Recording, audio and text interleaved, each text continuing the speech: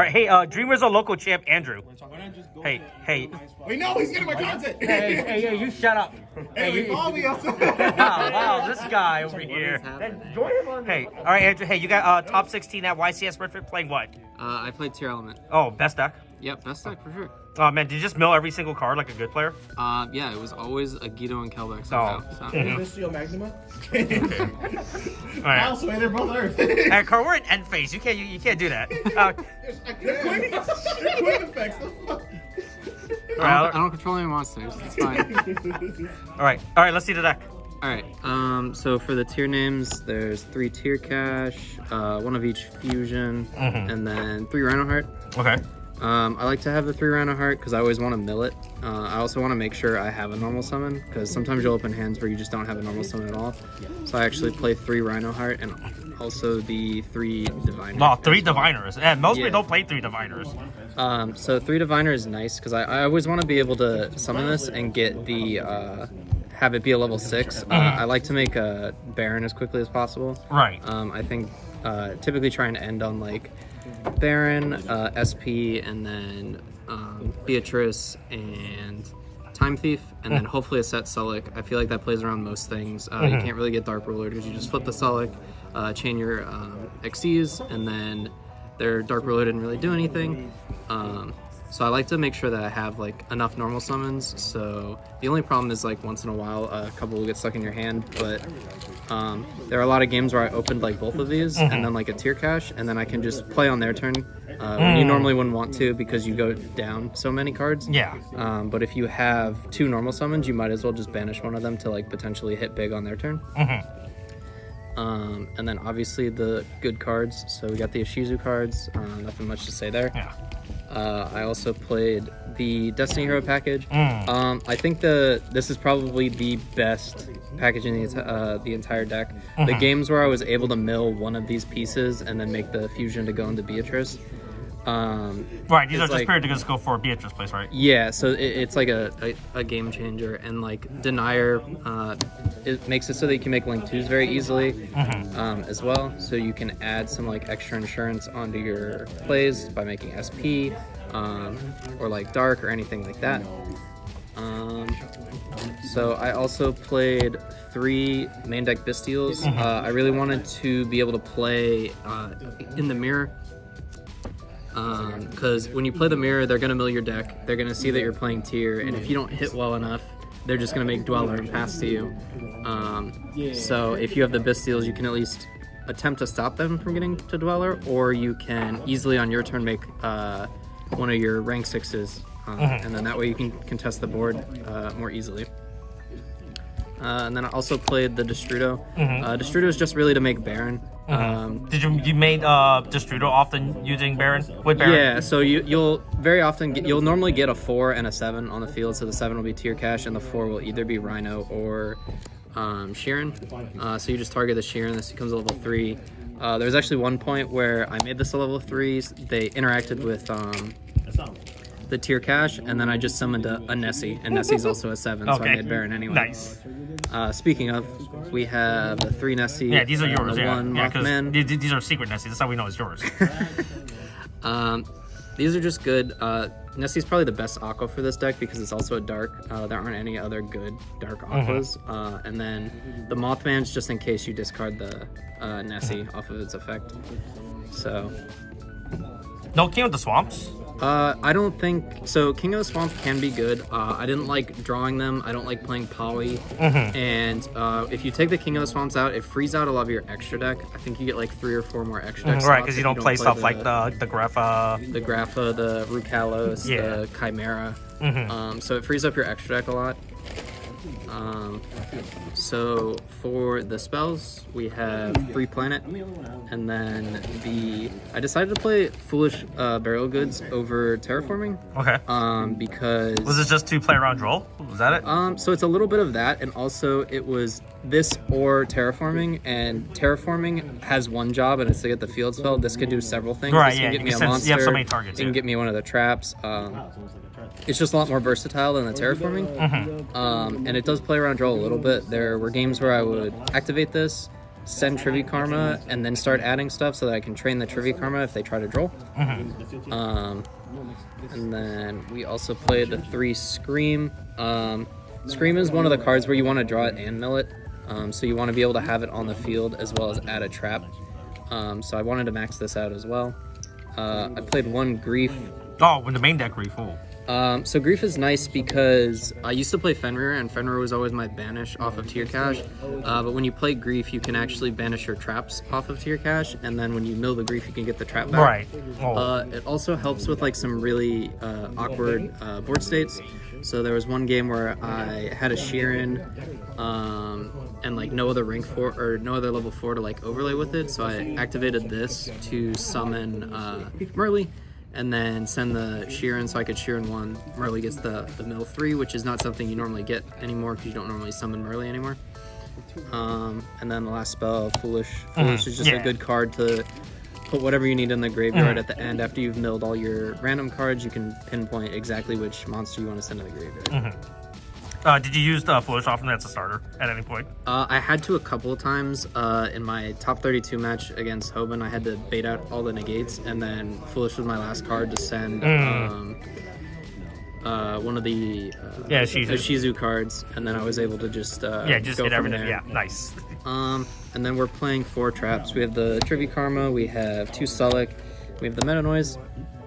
I really like Meta Noise because basically you have the field spell and Sulik to search, and once you go through those 2 searches, there's often times where you really want that third one.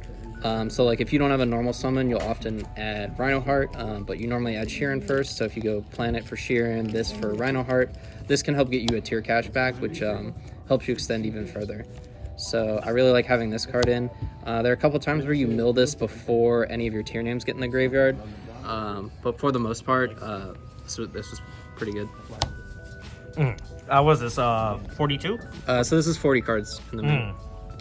So next is the extra deck. So for the XCs, we have Abyss Dweller. Good card. For the Mirror, as well as Unchained. Time Thief, probably one of my favorite cards to summon. It does so much with the deck, being able to use the fusions off of it. Being able to take traps off of the opponent's deck, spin cards, draw a card. It just does so much for the deck. And then we play the Beatrice. I decided to play Wallow. How that ended up working out? Wallow was really good. Especially in the Mirror, it lets you take your opponent's card, so you can like take a Rhino Heart, send something, make a rank 4, or get you to the fusions that you couldn't before. I didn't get to take Talents this tournament. That was part of the other reason. I wasn't sure if people were going to be playing Talents a lot. I think it's fallen out of favor a little bit, but that's another thing that you can do with it. And worst case scenario, I think I actually took someone's Super Poly with it and set it. So there's a lot of utility with this card, and the way the deck is built, you can often actually get both of these out. So it's nice to have another option, especially because if you have to make SP early, you don't really have anything. You can't link anymore because you're pointing to nothing with the arrows. So I wanted another rank 6 that could have some kind of different utility. And so, like I said, it's really good in the Mirror. It's really good to also just kill your opponent. I had a board of like this and then Malicious and Denier, and both Denier and Malicious are like now at like 3,000 because I milled 20 cards from their deck. So it can help you find game in like weird situations as well. And then the last XCs was Typhon. Typhon is just really good. It just comes up randomly. It was actually a lot better against me than it was for me. It would always be the last. I'd always be sitting on like one monster left, and then thinking like, oh, how are they gonna get rid of this last thing? And then they just summon a Typhon and bounce my guy, and I'm like, oh fuck. So it comes up. I don't think I would cut it. I think it's better than Zeus right now. I feel like most of the time it's really hard to get to Zeus with how the format is. So I think Typhon like does a better job of like outing boards as well. And then I play the Baron. Most of the time I went into this with the Destrudo, but there were a couple times where I had Denier and Rhino Heart, and I just made Baron. Oh. And then Baron's nice because it can pop your own cards, so you can pop your Scream to get a trap, you can pop your Sheeran to get another fusion if you need it.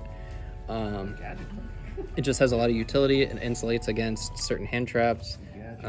So I really like playing Baron. And so for the fusions, we have Kaleidoheart, Predaplant, Mud Dragon, Dangerous, and Garura.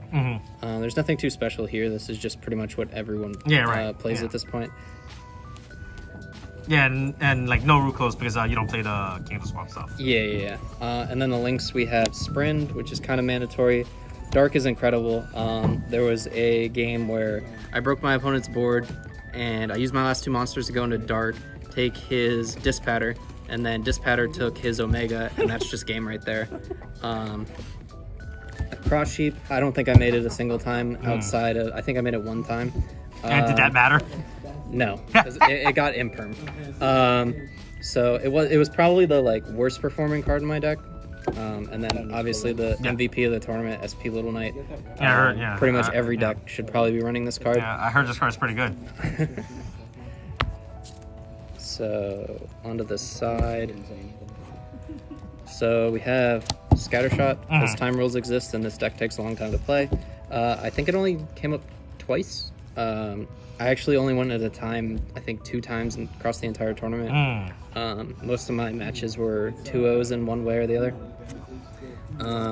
So the Heartbeat and the Crime. Heartbeat, I sided in going second, or sided in pretty much every game, going first or second.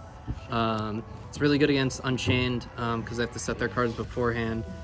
It's really good at hitting random like Floodgates, and the mill effect isn't bad either.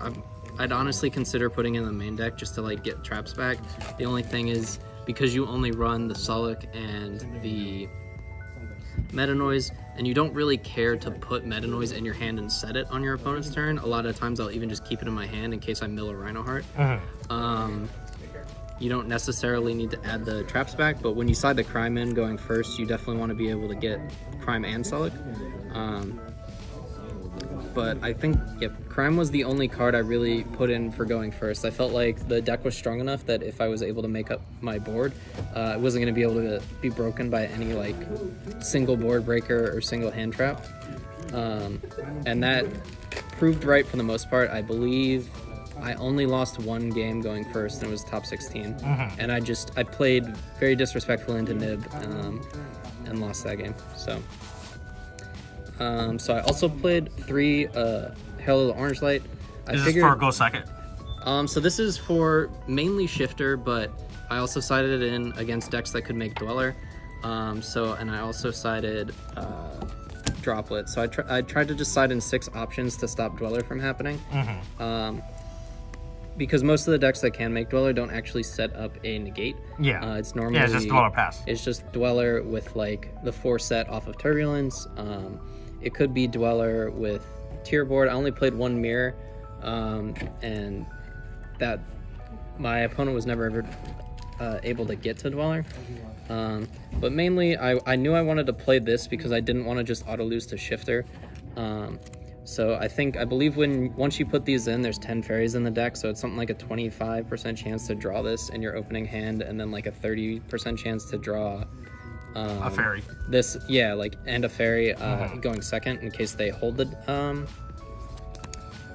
D-shifter. It never happened at the tournament. I didn't get shifted the entire tournament, so that was pretty lucky for me, but I definitely sided it in a lot. I did use it to stop myself from getting drolled once, and I think that's it. I very rarely drew this card, but at least it was there in spirit. And then I have 3 Gamma Seal. It just helps with a lot of pretty much any deck. I was sided in going second against most things. I played against Pure Scareclaw as well, so I was... you tribute their Tri-Heart? Yeah, you just tribute the Tri-Heart, and then their board doesn't really do all that much. It was really for early, and then also it can help against Manatium a little bit. You can get rid of whichever card is more problematic. It's decent against Unchained. But just being able to take out one monster and then there also just being an aqua. Yeah, helps out with the fusion. So whenever I was going second and I felt like siding this in, I would take out the dangers and put this in, and then the heartbeat. And then because Manadium exists and Infernoble exists, I put draw one as well. I don't typically like to run hand traps in tier, but those decks actually set up a strong enough board that you can't always break through it. Your hand needs to be pretty good to break through a Manadium board. So I put Drolls in just to potentially weaken their board or maybe even turn skip them with it, and then just go off the next turn. Any final thoughts or any changes you would do after the event? I really want to try and incorporate I forget what it's called, the blue dog from Unchained. Just because Shavara or whatever. Yeah, just because it's really hard to out Makonko boards. Everything in this deck targets, and the only main deck out we really have to it is Typhon, and if they decide to just sit on the green one and pass, then I can't out it, and I just lose. So we do have side deck options for it, but I do like to build my deck in a way that I win game one no matter what, because that way I can dedicate my side to more to going second than to having to split it 50-50 on going first and going second. But I don't know what I would cut at this point. I haven't put a lot of thought into it. And then also maybe putting Heartbeat in the main. Okay, thanks, Austin. No problem. Yeah. All right. Well, like I said, hey, congratulations on top 16. Hey, better than the other Dream Wizard player. Oh man. No, you just okay. Now you're just talking nonsense. No, what do you mean? What do you mean? I was there. All right. That's I'm ending this video. Yo, 3 players in top 16 from locals is crazy. That's true. That shit's crazy. Congrats to you, my guy. Anyway, subscribe to me at Silverstar. Okay. Well, anyway, hey, like I said, congrats, Andrew. Nice mat. Looks really good. All right. That's the video. Okay. Thanks. Bye.